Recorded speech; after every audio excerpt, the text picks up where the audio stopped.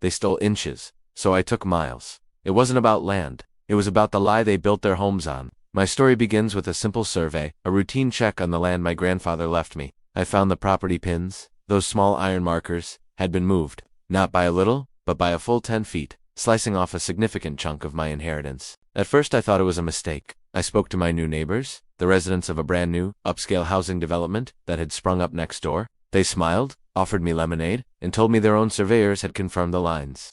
But their eyes told a different story. I hired a new survey team, then another. They all confirmed the same thing. My pins had been deliberately moved. The developer had knowingly encroached on my land to squeeze in an extra row of houses, selling them to families who had no idea their dream homes were built on stolen ground. I could have sued. I could have dragged them through years of legal battles, fighting for inches of dirt. But that wasn't enough. They hadn't just moved a boundary. They had erased a piece of my family's history, banking on my silence. So, I went to the county records office. I spent weeks, then months, digging through dusty archives, tracing deeds and titles back over a century, and then I found it. A forgotten easement, a legal ghost from the 1920s. An old unpaved access road to a long-abandoned quarry ran directly through the middle of their perfect little subdivision.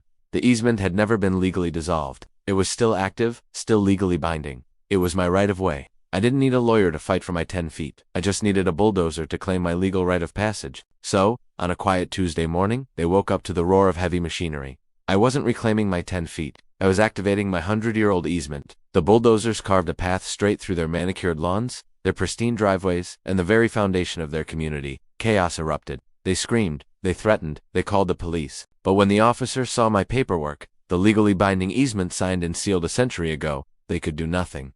I didn't just move their neighborhood. I bisected it with a 10-ton reminder of the truth. Their homes, built on a developer's lie, now sat on either side of a dirt road they couldn't cross. If you've ever felt the sting of being wronged, of your own truth being denied, maybe this story resonates with you. Perhaps you could press that like button. Not for me, but as a quiet acknowledgement that some lines should never be crossed.